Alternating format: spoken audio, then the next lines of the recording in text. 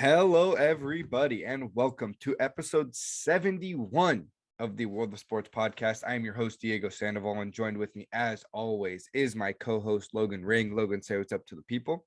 What's up, everybody? We've got a nice little episode in store for you today. A lot of stuff has happened in the NFL and MLB in the past week since our last episode. Free agency, trades, all you can think of. MLB just kicked off spring training this week. NFL is obviously still in the offseason, but there's been a flurry of moves as of late. NBA is just kind of chugging along the regular season. They're coming to a slow stop in the next month or whatever it may be. I don't exactly know the days, but so there's not much to talk about NBA wise. So we're going to stick to NFL, MLB, shorter episode this week. And before we get into it, check us out on all of our social medias. Link down below if you're watching on YouTube. And if not, just head over to our Instagram. All the links you can find are there. Leave a like, comment, subscribe, rate us if you're listening on Spotify, Apple Podcasts. Do it all. We really appreciate it. Okay, let's start in the National Football League. Both of our favorite teams made the biggest moves of the week, and I think that's pretty undisputed. We can start with the Raiders. The Raiders went out and got Davante Adams. In my opinion, the best wide receiver in football. In a lot of people's opinions, he's the best wide receiver in football. There's no debating top two, top three. They traded a first and second round pick in this year's draft for Davante Adams. It was clear that Davante really wanted out. He didn't want to play in Green Bay. He didn't really want to be with Aaron Rodgers anymore, it seemed like. And he had always expressed interest in playing with Derek Carr. They were teammates at Fresno State, and they really wanted to kind of revitalize that connection. And they got it done. And I'm a Raider fan, so I'm obviously very pumped up about this, but I just think objectively, this is a very good move for the Raiders. They needed to keep up with that division. Basically, everyone's making moves. Everyone's a playoff caliber team, and they needed to go get a number one wide receiver, and they did. And yes, a first and second round pick is very valuable in the NFL, but I know that the Raiders were going to use one of those picks as a wide receiver anyways, because they needed one. And instead, they're basically just giving up a pick because one of those would have been their number one wide receiver. But hey, why not go out and get the best receiver in football? Yeah, I mean, and there's a chance your receiver you pick is not going to be great anyway. Right. So, like, I feel like even though, sure, two picks are important, this seems like a steal for them. And for Green Bay, I mean, it just sucks it didn't work out because that's not the amount that I feel like I would be happy with getting back for it. But good for you. I mean, I know how highly you think of Derek Carr, and I feel like a weapon like him is going to be awesome for him. So I'm excited to see it. Yeah, Davante Adams is, like I said, in my opinion, the best wide receiver. Darren Waller's a top 3 tight end, and Hunter Renfrow was a Pro Bowl wide receiver this year. I think Carr has all of his options, not his targets. There's no real excuse. Just AFC West is going to be ridiculous. It's the best division in football, and it's really not close. I feel like at this point there are other very strong divisions. We're going to get to one pretty soon here, but the AFC West has proven that all 4 teams are playoff ready. And then Davante Adams also, the moment he was traded, signed a 5-year, $140 million deal with the Raiders. So the Raiders are willing to pay, and I think it's worth it for a guy like Davante Adams. And it looks like Carr is going to stick around. They're working on an extension for him right now. So I think that's what the Packers were going to get out of Davante. He didn't want to be there. So, good for them to get picks now rather than picks later, because they're obviously still have Aaron Rodgers and they're still want to compete now. So I think picks this year were going to be the most valuable for them. And who knows, maybe they go after a receiver with I think it's the 22nd pick that the Raiders were going to have. But we'll see. This leaves the Packers in a very weird position. Because you just signed Aaron Rodgers to a massive deal, and you lost his weapon that I feel like it was his safety blanket his whole career. Not Aaron Rodgers' whole career, but Davante Adams' whole career. So they've got decisions to make in Green Bay, and it'll be interesting to see where they take it. And then you flip over to Logan, your favorite team. They made a huge move, very controversial, but a huge move nonetheless. They traded 3 first-round picks, a 3rd-round pick, and a 5th-round pick for Deshaun Watson. And then they went around and signed him to a 5-year, $230 million deal. That is by far all of that is guaranteed. He is going to get that money. And that's the most guaranteed money an NFL player has ever seen. I know how I felt as an outside fan perspective. I want to know how you feel knowing that Deshaun Watson's on your team and you just paid him that money. It's a whole lot of mixed emotions for me right now. When I saw it, I didn't even think it was real for a bit, because like the amount of money, just the fact that the Browns got him after I saw a report where they were out of the sweepstakes, I was like, right. That can't be real. I mean, a clear upgrade for sure if you're just talking about the football player, but everything surrounding this is pretty scary. I mean, he's got 22 sexual assault allegations. That's one thing. So, I'm not the biggest fan of him as a person. I don't think anybody should be. Yeah. But we gave up a lot to get him, and we paid him a lot of money for a guy who I don't know if he's even going to play next year. After that, I mean, 2 years without playing, who knows if he'll be the same that he was before. I mean, he's still obviously really, really talented. And we had a clear weakness in our quarterback position last season. I mean, it's not, everybody knows that. Right. It sucks to say because I really like Baker, but he had a really, really bad year last year. And that was what held us back, because I think the rest of our team is pretty deep. So for football, just nothing off the field at all. I'm super excited because I think this team can go really far now. I think I think he fits perfectly on the team because he picked us for a reason. I mean, he knows the rest of the team and how it's built, all the weapons we have. I think he's going to maximize some of the guys, some of the receivers that we're going to have, because Baker couldn't really. It's just everything else surrounding it that's really scary to me. Yeah, Deshaun Watson is a top 5 quarterback when he's on the field. Again, you said it. We don't know what he's going to look like back, but in terms of talent, he's in the upper echelon of NFL quarterbacks. That being said, I don't see him playing in 2022. He has 22 civil lawsuits. The criminal ones were dropped, but the NFL does not take this lightly. And we've seen one sexual assault allegation give a guy 4-game suspension. So he's got 22.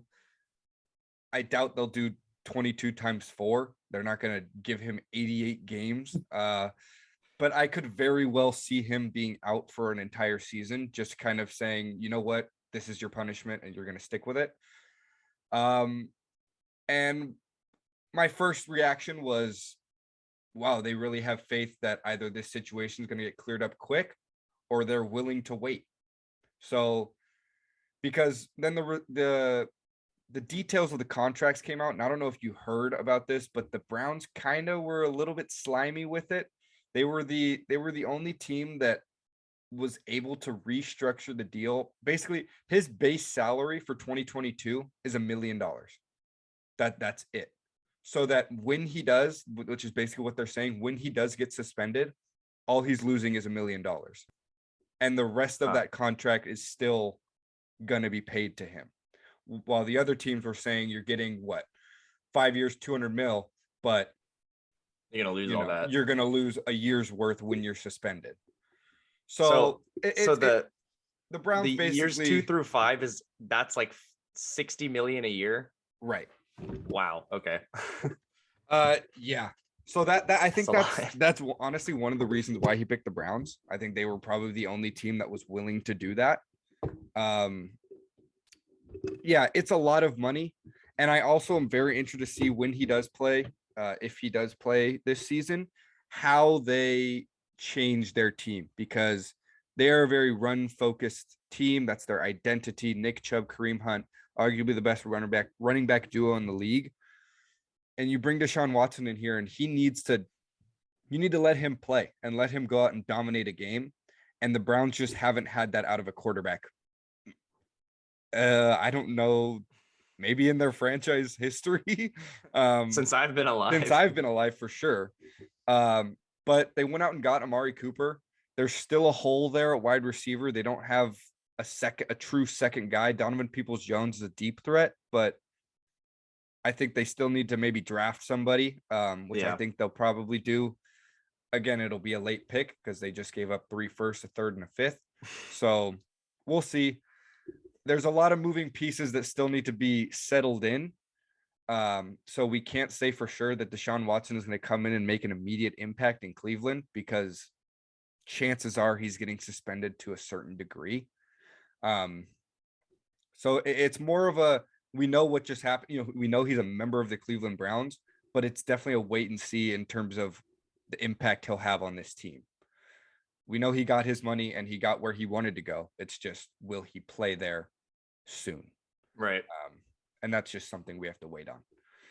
But just for my team, I mean, I'm excited. Right. Absolutely. I mean, yeah, on the field, he's a phenomenal quarterback and he's young. So he's a true franchise quarterback. Just you're carrying a lot of weight there as a franchise. I don't know if you have anything else to talk about him. Again, it's more of a wait and see basis. Yeah, I just feel really bad about the whole Baker situation, if I'm being honest, because he really was a catalyst for turning our team around. And I mean, his rookie season was pretty good. I mean, statistics, whatever. I mean, he turned our culture around, and sure, that was other guys like Jarvis Landry, the coaching, I mean, everything. But it sucks because he kind of brought me back into football, because I didn't want to watch football when the Browns were going 1-15, 0-16 for like 3 years straight. It just sucks. And I hope we get to trade him to somewhere he wants to be. I think they're asking for 2 picks. I don't even know if we're going to get that. I don't know if you're going to get that. Because he has not shown a lot recently, but it just really sucks that we're going to have to give up on him, because even last year I was like, hey, maybe I'm holding on a little bit because he was hurt. But I mean, I knew he was not the best quarterback that we could have for sure. So I think that this needed to happen. It's just interesting who we got. And I just want to see how this plays out, because it's going to be exciting for just on the field stuff. Yeah, it's going to be a big change in just the way that team plays, I think. Yeah. And I think Baker will get another shot. I think a team like the Colts is interesting. They just lost Carson Wentz and they were close to a playoff spot last year. I think that if they do trade for him, it's kind of like, all right, this is your last year basically. And then he may fall into the kind of failed lottery pick, now backup quarterback group of players, which sucks to say, but it happens. And I think a team gives him 1 or 2 more years to really prove himself. And if he can't, maybe the end of the line for Baker. Moving on, there were a lot more moves. Going back to the Raiders signed Chandler Jones for 3 years, $51 million, one of the best pass rushers in the NFL, and him and Max Crosby next to each other, who just signed a massive extension. That's scary. And again, take it with a grain of salt, I guess, because I'm a Raider fan, but purely like no bias. That's one of the best pass rushes in the NFL. And it's going to be needed in the best division in the NFL, where they're going to have to chase down Mahomes, Herbert, and Russell Wilson 2 times a year each. So I think that's a great pickup for the Raiders. The defense is the Raiders, weaker point, obviously, now that they got Davante Adams. So I think going out, getting Chandler Jones takes a lot less pressure on the defensive backs. They don't have to cover for as long. They maybe the Chiefs aren't able to get Tyreek Hill 50 yards down the field anymore, because Chandler Jones and Max Crosby will be there before then. So I think it's a great move for the Raiders, and I think it definitely addresses a need. Staying in the AFC West, more teams making moves. The Chiefs signed Juju Smith-Schuster. Say all you want about his TikToks. Him and Jackson Mahomes are going to have a great time. But he's a very talented wide receiver. He has talent. And he's not going to be the number 1 option, which I think he was kind of forced and shoved into in Pittsburgh. and it didn't work out, I think Juju Smith-Schuster as the number 2 wide receiver and the number 3 option on the offense could be very nice for the Chiefs, because you have Tyreek Hill, you have Travis Kelce. Nobody's taking targets away from them. But then you have a guy like Juju who has a lot to prove. He's coming off an injury and has a lot of talent, as we've seen. Just makes that Chiefs offense way too good. And I don't know. It's just it's been the storyline of the offseason that the AFC West is the best division in football. Predictions come at the beginning of the season, so we'll wait until then. But I'm not going to be surprised when 3 out of 4, if not all 4 teams, make the playoffs in the AFC West. Because it's that good. These 4 That teams division's insane. These 4 teams are so stacked. Right now, I have it Chiefs, Raiders, Chargers, Broncos, just because I'm not sure how Russell Wilson will automatically shift that team to from 7 wins to the playoffs. Don't get me wrong, he's a great quarterback. They have a couple more things to figure out. The Chargers, again, are young, have a lot to grow, and are bringing in a lot of new faces. The Raiders are bringing back a lot of the playoff team that they had last year, and then they bring in Davante Adams and Chandler Jones. I really like them next year. And then the Chiefs, they're, as long as you have Patrick Mahomes, you're going to be very good. So yeah, and then obviously adding Juju, it's ridiculous. Moving to the NFC West, the Rams made a pair of moves, one of which much deserved. They extended Matthew Stafford 4 more years, $160 million. Very, very deserved, as I said. I mean, he came in his first season with the team, he wins a Super Bowl. You can't ask for much more. You can say maybe they overpaid a little bit, $160 million over 4 years. It's a good amount of money, but he's proven he can win a Super Bowl in LA. He did it. There's nobody that deserves it more. For sure. Also, the Rams went out and signed Allen Robinson to a 3-year, $46.5 million deal. A bit of a gamble, I think. He's been stuck with very bad quarterbacks his whole career, which really sucks for him because he's very talented and he's shown that. But he didn't play a lot of last season, was injured, and just kind of disappeared for most games with the Bears. You can blame that on Justin Fields, Andy Dalton, that kind of rotating quarterback room. But Allen Robinson has a lot to prove this year. And I think it's a lot of money to pay a guy that has a lot to prove. 3 years, 46.5. And the Rams wide receiver room is now a very interesting situation because you're bringing back Cooper Kupp, who just put out one of the best in terms of production wide receiver seasons of all time. Odell tore his ACL in the Super Bowl. No idea what you're going to do with him. He's a free agent. And then Robert Woods tore his ACL midseason. And apparently they're looking for trades for Robert Woods. So I imagine he's on his way out. And they're going to stick with Kupp and Allen Robinson. Odell's a big wild card because whoever signs him won't have him till the playoffs. So we'll see about that. But the defending champ's getting better. So that's scary. That offense was already really good. I think Allen Robinson is a bit of a gamble, though. Speaking of defending champs, they got a little bit worse on the defensive side of the ball because the Bills signed Von Miller to a 6-year, $120 million deal. The Bills are all in, and the AFC just is ridiculous. The Bills are a Super Bowl contender. You could argue all the AFC West teams are a Super Bowl contender. If Deshaun Watson plays, 3 out of the 4 teams in the AFC North are Super Bowl contenders. It's insane. Who knows? The Patriots always have something cooking because Bill Belichick is a wizard. It's just, there's a very obvious best conference in football. Yeah.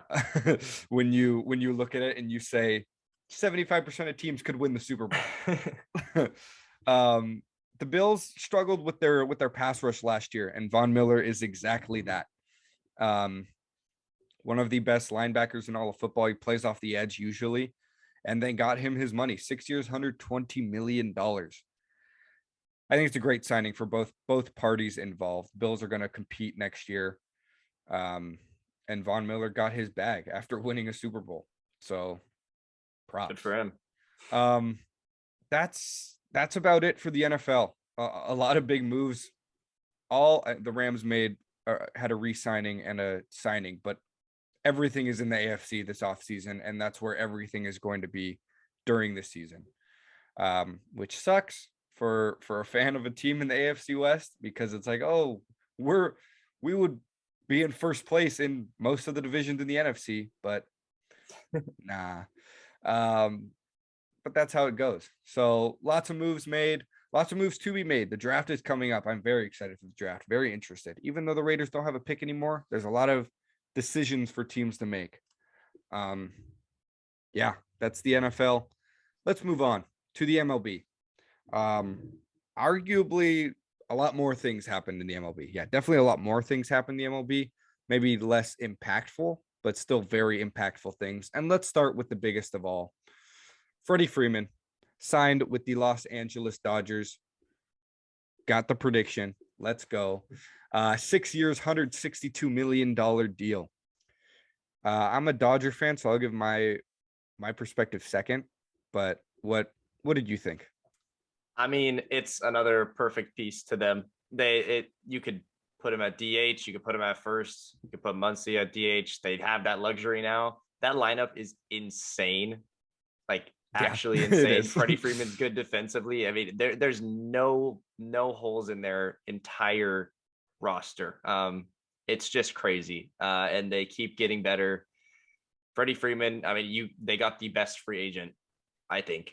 And I mean, I know you're super excited. I'm a little bit tired of the Dodgers signing a superstar every single year, but hey, that's how the league works. And I mean, I'm excited to watch it. So I'll get your take on it, I guess, too.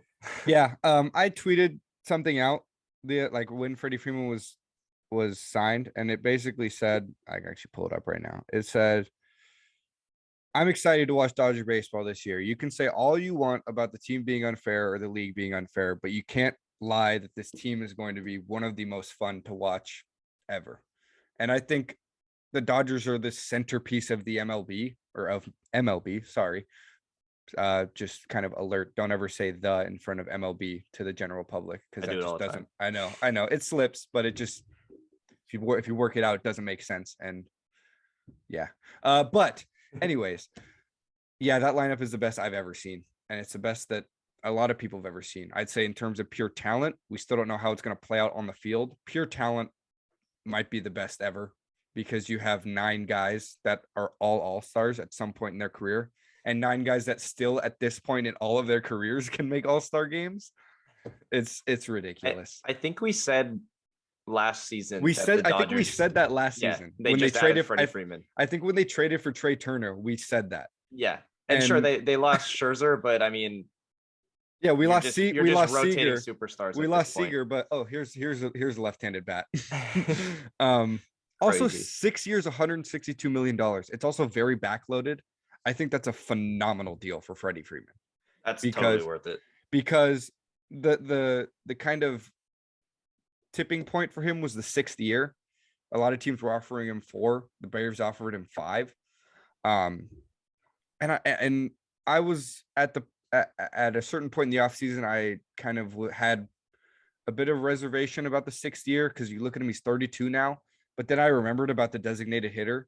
And if you have Freddie Freeman playing first base for 3-4 seasons, and then he's not going to lose his hitting talent when he's later in his career.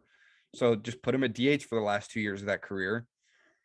I think it's a phenomenal deal for both ends. He gets to come home. He's from Southern California. His family lives in Southern California. Like, I mean, we talked about it last episode. It was the perfect fit, and the Dodgers are the super team in Major League Baseball, but it was a perfect fit. And I don't know if you have anything else to say about Freddie. Well, just the situation. I don't know if this is completely true, but I've seen a couple reports that the Matt Olson trade I was gonna segue into that. Yeah, so basically the Braves, I guess, blindsided him by signing him or by trading for him or whatever. But if that's true, that's a really very big mistake. Up. That is terrible. I mean, this guy just won a World Series and he's like the face of your franchise right now, sort of. If that's true, that sucks. But hey, I mean, Freddie did his thing. I mean, he won a championship there. He doesn't owe anything else. So, Yeah. hey, I mean, good for him. Yeah, and the Freddie Freeman deal happened because the Braves traded for Matt Olson. They traded for prospect for Matt Olson the day before, 2 days before Freddie Freeman signed with the Dodgers. And then immediately gave Matt Olson an 8-year, $168 million deal. So basically, apparently, allegedly, without even telling Freddie Freeman, they went out and traded for this guy and then signed him for 8 years. And if I'm Freddie Freeman, I am pissed off about that. In no way do I consider going back after that.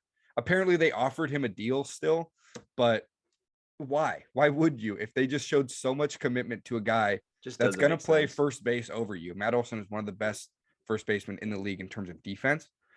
And you just say, yeah, we're going with him. I know you were with us for 12 years and won us a World Series, but we like this guy. I just think it's a little bit disrespectful. I was watching Freeman's press conference when he got introduced as a Dodger. He said the Braves called him 2 times in the offseason. They called him before the lockout and right after the lockout ended. And then he was with Andrew Friedman, the Dodgers GM, and basically said, yeah, I think Andrew has called me more than 2 times within the hour, multiple times this offseason. And, that shows quality of an organization. I feel like the Dodgers were willing to do everything to get Freddie Freeman, and the Braves seemed kind of content with him going, which I don't get that at all. I don't understand. Then that's the side of it, but Matt Olson is very good. Matt Olson is a top 5 first baseman in baseball, and I get Freddie Freeman. I would have kept Freddie Freeman just based off of team camaraderie. The fans, they love Freddie Freeman. He's your guy. Yeah. But from a strictly baseball perspective, Matt Olson is younger, better on defense, and has produced at a higher rate than Freddie Freeman the last 2 seasons. So pure baseball perspective, I understand it. They also got him for cheaper, for longer. So pure baseball, I understand. But in terms of just being a fan and being a member of that organization, I don't see how you basically just kind of turn your back on him. Don't even tell him what you're doing. Yeah, and I think there's a world where maybe you talk to him and get him to sign a shorter deal for more money or something, where you talk to him to be a DH for a couple of years or something. Like, I feel like he wanted to be there, and they just messed it up. So I don't know. It's just a weird. I don't see how you mess it up that bad. But Matt Olson as a compensation for him. I mean, purely baseball standpoint, it is a pretty good person to have as instead. And they're still going to contend next season. Yeah, absolutely. Moving on to the most shocking free agent signing, in my opinion. Carlos Correa last night announced it, or his team. He's in agreement with the Twins, a 3-year, $105 million deal, highest annual average payment for an infielder ever. It was kind of a head scratcher when I first saw the notification, because you figure a guy like Carlos Correa played with the Astros whole career, played in multiple World Series with the Astros, would want to go somewhere where he can win. He can't win with the Twins for the next 3 years. So it didn't make any sense. But I realized what the Twins and Scott Boras and Carlos Correa were doing when I looked into it a bit more. First off, you're getting paid upwards of $30 million a year. You weren't going to get that with a long-term deal. So good on you with that, Carlos. If the Twins are bad this year, they can trade Correa to a contender and get back a lot of prospects, which is what the Twins are doing right now. They're rebuilding, and they are going to use Correa in any way possible, I feel like, for that.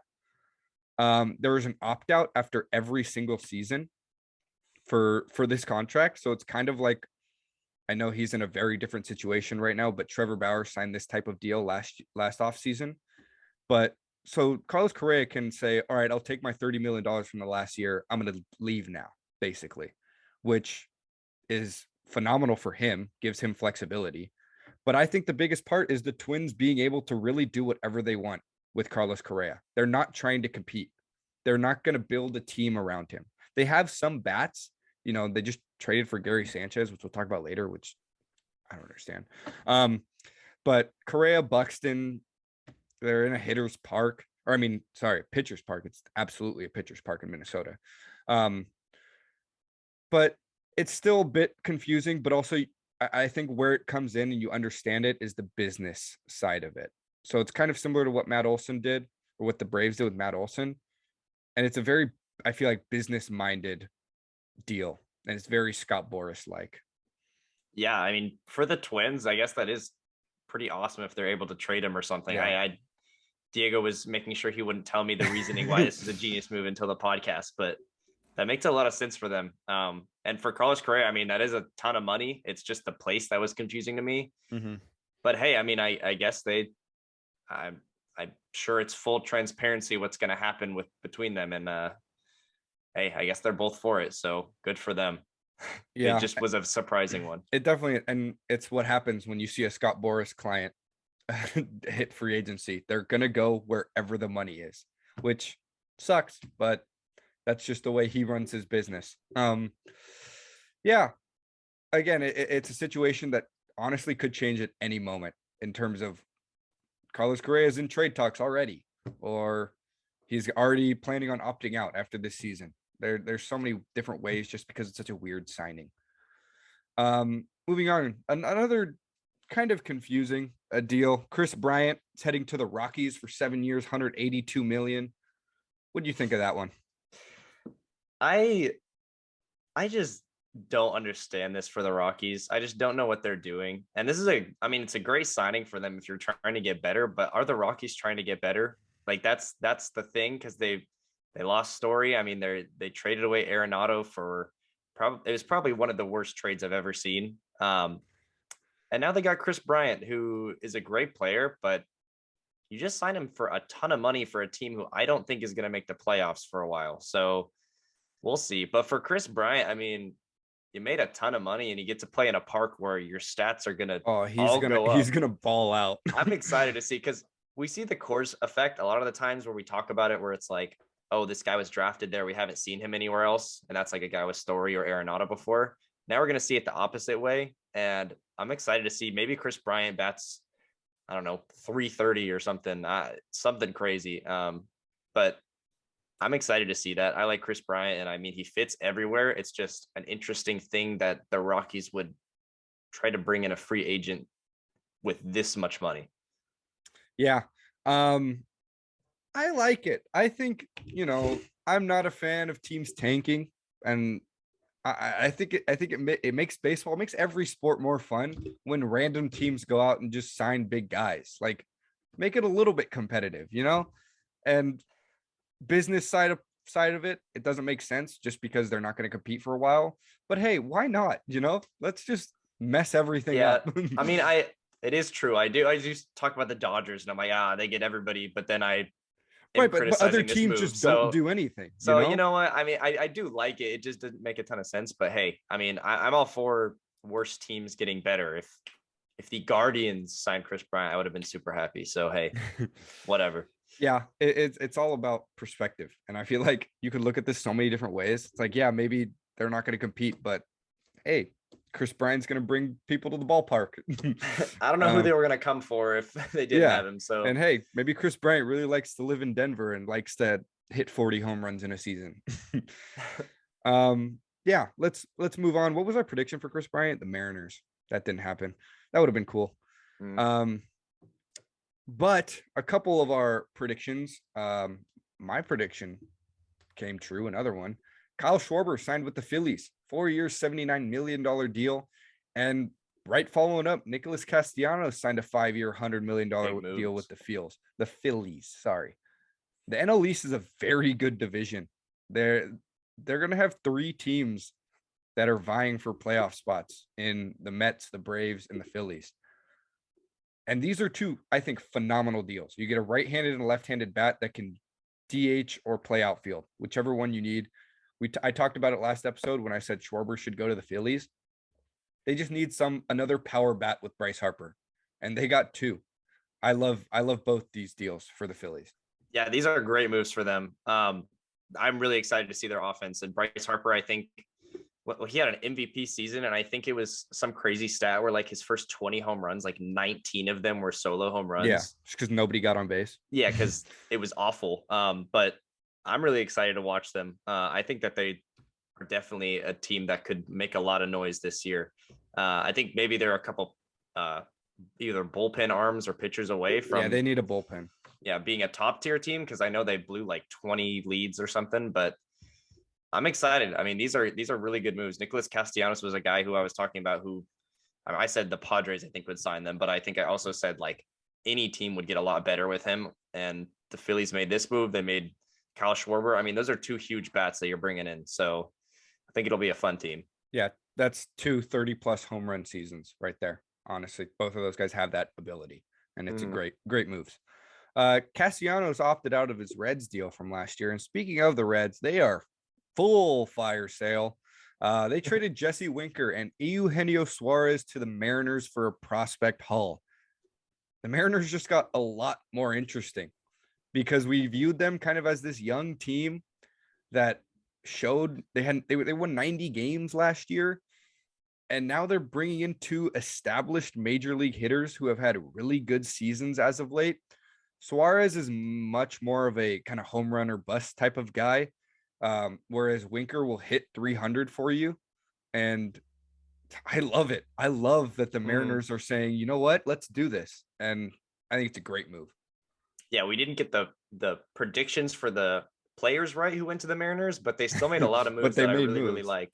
I think Eugenio Suarez it's like a Jeopardy question where it's like, who has the most home runs in the last 4 years or whatever. Yeah. I don't know if he's the most, but it's like top 3 or something that he had. I just looked it up. He's got 129 home runs in the last 4 seasons. And one of them, he played 57 games because of the shortened one. That's insane. And sure, yeah, I mean, he's not a hitting for average guy, but hey, I mean, those are 2 really good pickups for them. And everybody wants to see the Mariners succeed. So I love it. Yeah. This is what I'm saying. Bad teams becoming good. Let's get it. And I'm saying that as a Dodger fan. We can have that good team stay good, but I like seeing some differences. Speaking of trades, the Yankees went out and made a trade. And also speaking of good teams staying good, Josh Donaldson and Isaiah Kiner-Falefa are heading to the Yankees. They traded away Gary Sanchez and Gio Urshela. Gary Sanchez is bad. We can just get away from his name and think about him being good at baseball. He hits home runs sometimes, though. Oh, does he? I'm sorry, but in his first at bat with the Twins in spring training, it was the ugliest strikeout I've ever seen in my life. The Yankees got their shortstop. Again, it was kind of like, oh, maybe they're going to get Correa. Maybe they're going to get Story. They still can get Story, but they got Isaiah Kiner-Falefa. He played all right for the Rangers last year, actually, kind of under the radar. Went from the Rangers to the Twins, and now he's on the Yankees this offseason. And Josh Donaldson is sneaky power, now in a hitter's park where he was in a pitcher's park before. It's going to be fun. I think his value goes up a lot. Yeah, for sure. I mean, Josh Donaldson is a guy who he's been on like 5 teams in the last 5. He's been on the Twins for a bit now, but he moved around a lot. And I think this is a really good fit just because, I mean, the Yankees Stadium is one of the weirdest shaped ones. It is absolutely a hitter's ballpark, and sure, mostly for lefties, but Josh Donaldson is going to hit a lot of home runs, and it's going to be fun to watch. The Yankees just keep getting power hitters, so yep, it's a good one.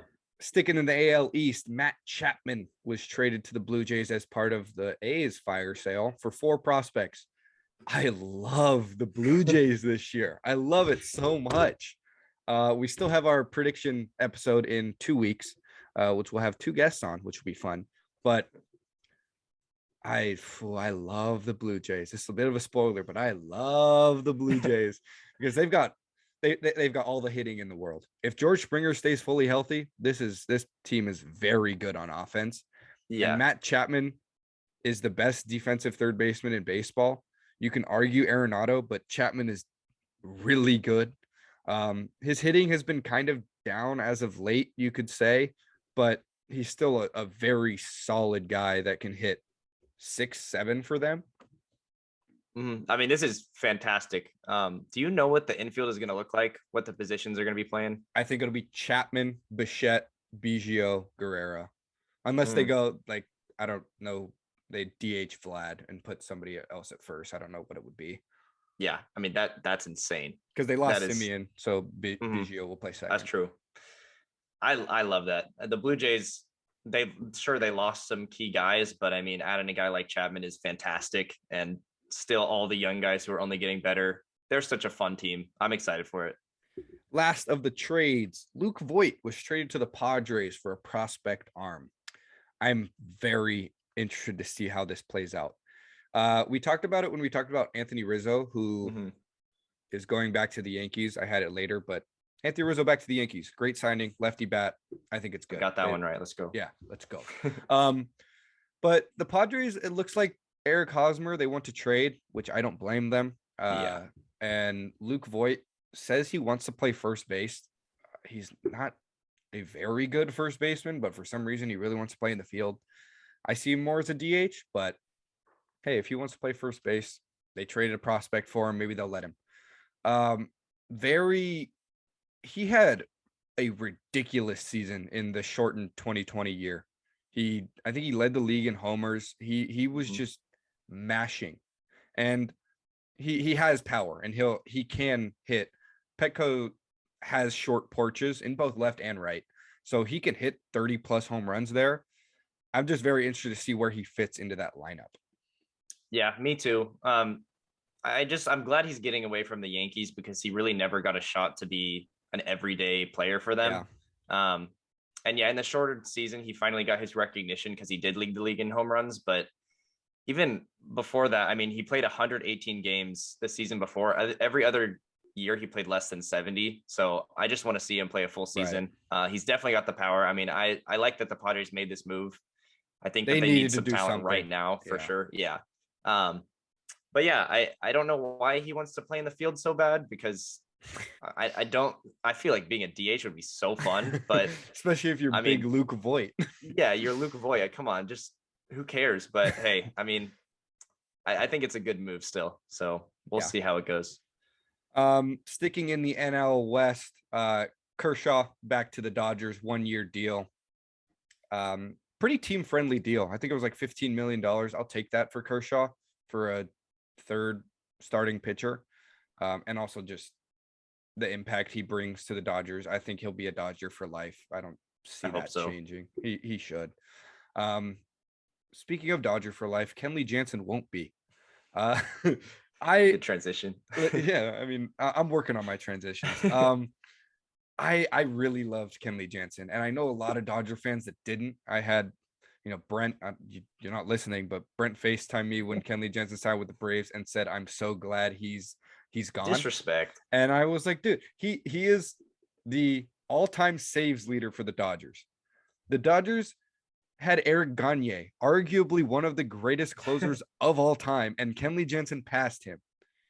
Kenley Jansen was drafted when he was 17 as a catcher from Curacao, and the Dodgers turned him into the greatest reliever in their organization's history, and people still hate on him because he blows 4 saves a year.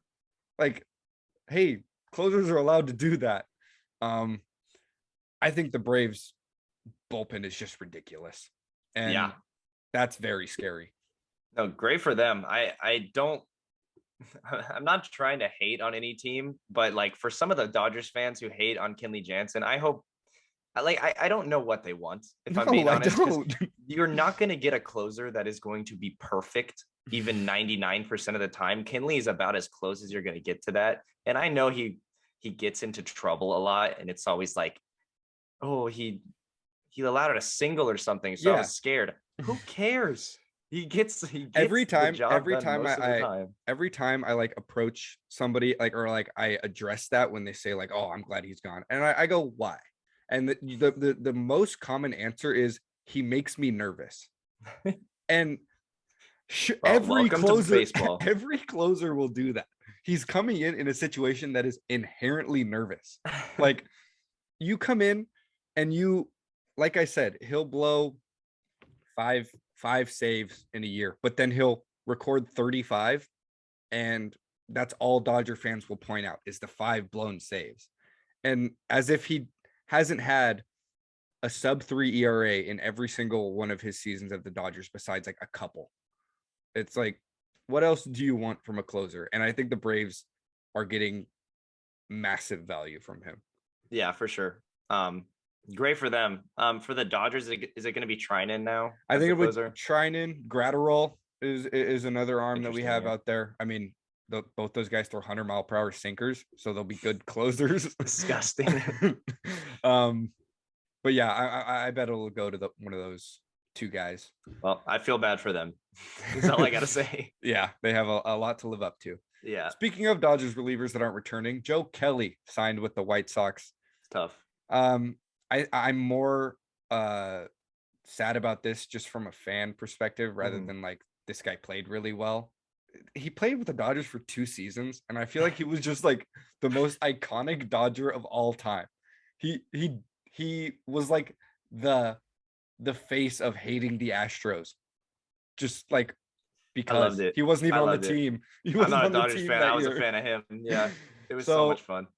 and he makes that White Sox bullpen very good as well. I mean, Kimbrel, Hendricks, Joe Kelly, Michael Kopech is throwing 104 miles per hour these days. That bullpen's really good. More pitching. Let's see. You say Kikuchi signed with the Blue Jays, adding even more starting pitching depth to them. These are just kind of smaller moves, so there's not much to say, but Blue Jays adding depth, love it. Chris Bassett traded to the Mets, part of the A's fire sale. Mets got a better rotation. Mets, dude, I know we say it every year, but come on, Mets, do something with all this talent, you know? Please. You have too much for it not to work. I said that last year, but hey, Yeah. come on. Sonny Gray joined the Minnesota Twins. Great situation for him. Pitchers Park. They're not going to win, but help his stats a little bit. This one made me a little sad, but it is what it is. Jock Peterson signed with the San Francisco Giants. He's from Bay Area. Good for him. He'll probably just be a pinch hit bat for them. He's not really an everyday type of guy, but he brings a great energy. It's going to be weird when he pinch hits against the Dodgers. Yeah, I know he did it in the playoffs last year, but in a Giants uniform, that's just a little bit gross. Zach Greinke went back to the Royals where he started his career. Zach Greinke's kind of washed, if we're being completely honest. He's got an EFIS. That's fun. But he also has a 4.5 ERA. So it's kind of a give or take what you want. Eddie Rosario, the killer of the Dodgers and the Astros last year, is back on the Braves. I can't believe he was on the Indians last year, by the way. I cannot believe he was on the then Cleveland Indians. And then they just traded him for Pablo Sandoval. Who didn't? I think he had 3 at-bats total. And I'm not even kidding. Rosario absolutely caught flames in the playoffs and just nobody could stop him. He won NLCS and World Series MVP. It's crazy. Insane. And the last move, Seiya Suzuki, the big Japanese get of the offseason, is going to the Cubs. 5-year, $85 million deal. He's a very, very talented hitter. And, we never really know how this is going to translate from Japan to Major League Baseball. Some examples, Ichiro made it because he just knew how to make contact with the ball. Shohei Ohtani is just a freak of nature. And Seiya Suzuki is a type of guy that we don't really see having lasting success in Major League Baseball. Power hitters from Japan generally fizzle out after a couple of seasons, but we'll see. I mean, it's not the biggest contract, 5 years, $85 million. It's solid for a guy who was literally not even close. He was the best player in Japan for many years. So I think it's interesting for a team that's rebuilding too. Give him a face. I don't know. Yeah. I mean, take a chance on it. If it works out, it's a huge boost for your team. So I think international prospects for any sport is really fun to see because when they work out, it can be really, really good. So yeah, I think it's worth it. One of my favorite moments from the week in baseball, and we'll end with this, is they asked Seiya Suzuki why he chose number 27, and his translator started speaking to him, and he said no to his translator and said, "Mike Trout, I love you." So that's just amazing. So wholesome. I'm a big Seiya Suzuki fan now because he's a big Mike Trout fan. So should be fun. All these moves. I feel like we're going to see so many faces in new places. Did we mention Nelson Cruz? Nelson Cruz is a Washington National. I think that's big. I think that's good. I don't know how he's still so good, but he is. Yeah, he's going to hit 40 home runs. Lock it in. If you have a futures bet that can have Nelson Cruz 40 plus home runs, take it. I don't know how good that team is going to be, but it's an NL team that got their DH. So yeah, good for them. Juan Soto will get some protection in that lineup. That'll be cool. Yeah, a lot of moves, a lot of faces in new places. NFL has a long ways to go till we see those new faces, but MLB right around the corner, less than a month to go. I'm so excited. It's quick. So I didn't know quick. if the season was happening like 2 weeks ago. Like 2 weeks ago, it was like, oh, I'm so pumped. But yeah, if you're listening this far, thank you so much for listening, Jason. We appreciate you. Yeah, this was the World of Sports Podcast. Check out all of our links down below in the description of our Instagram. And yeah, this has been the World of Sports Podcast. And for my co-host, Logan Ring, my name is Diego Sandoval, signing off. Signing off.